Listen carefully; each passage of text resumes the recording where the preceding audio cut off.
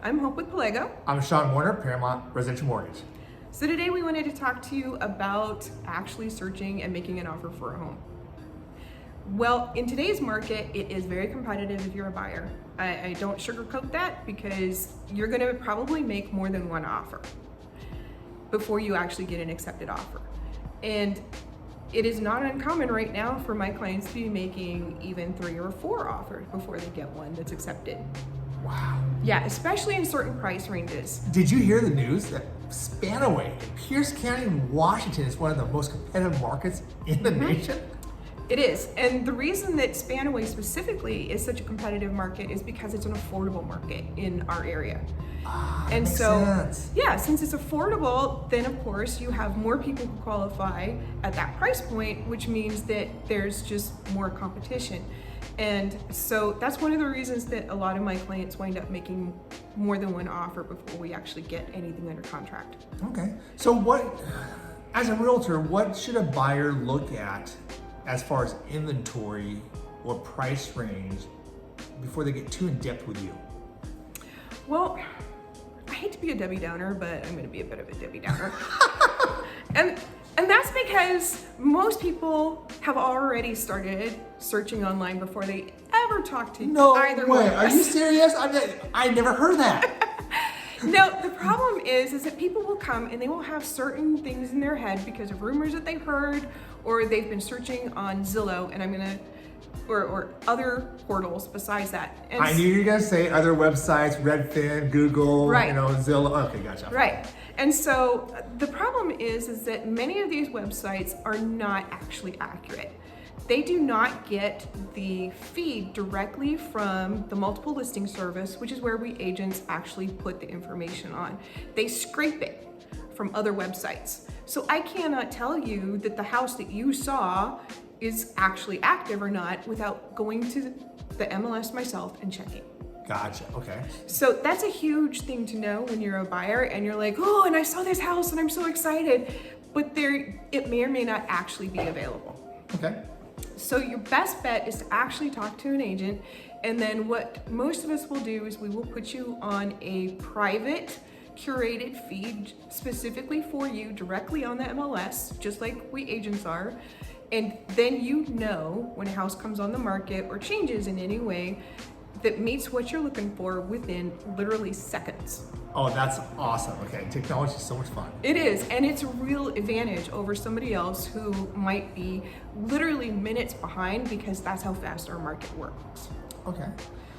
So when we're out there and we are looking, speed is our biggest friend. If you can be fast and we get out there and we look at it as quick as we can and we make an offer as quick as we can, we are more likely to win.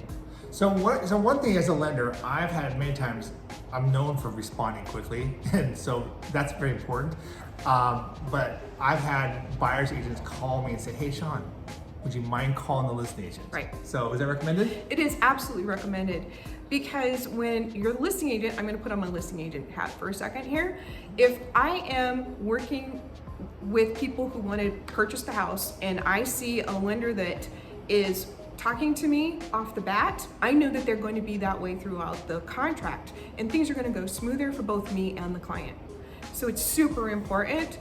And it also helps because, well, text is great, emails are great, a phone call is everything because it's more personal. And the more personal relationship, and that's why as an agent, I always call the listing agent as well. I want to have that personal relationship because literally I have won them due to personal relationships with myself or the lender.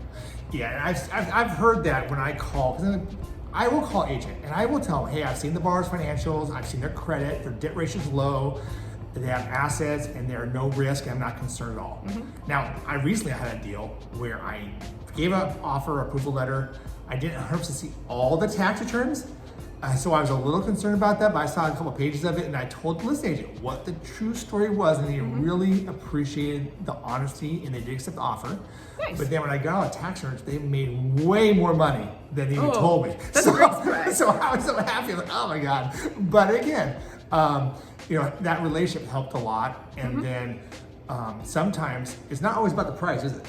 No, sometimes it depends on the seller. Some sellers, they're all about their bottom line, 100%. But I had a seller who was really thrilled that we had the exact same price, the exact same conditions, and my client was a vet and they were a vet. So you never know what a seller is going to be most looking for. Sometimes it's how fast can you close? Sometimes it's how much money did you bring? Sometimes it's can you make up the difference if the appraisal comes in low?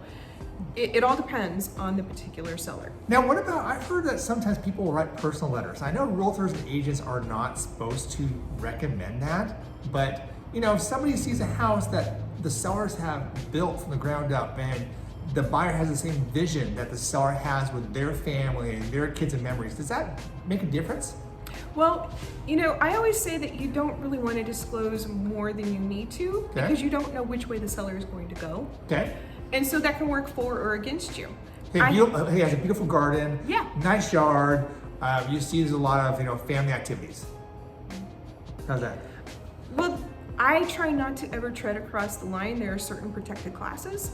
And so I will never disclose that as the agent. The buyer can disclose whatever they want about themselves. Gotcha, okay. So when we're talking about those sorts of things, so I will talk about a personal one, and I had one who had a disabled son, and the house was very difficult to find because it could accommodate his physical disability. Gotcha, okay. And the seller knew that that was why this was the home for my client, and they wanted to help with that.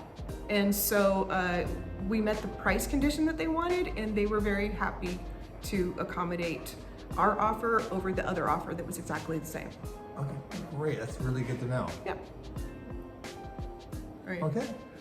Well, if you have any further questions about buying a home, lending, strategies, you know, give us a call. Our contact information is below. Have a Right. great day. Bye.